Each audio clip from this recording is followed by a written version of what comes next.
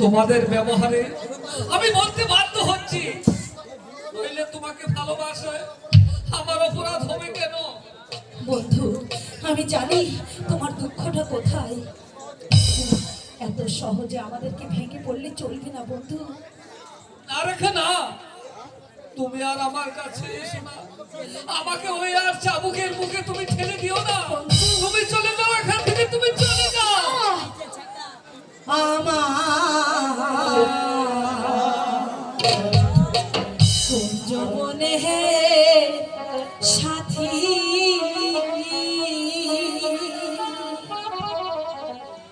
কোন দেশে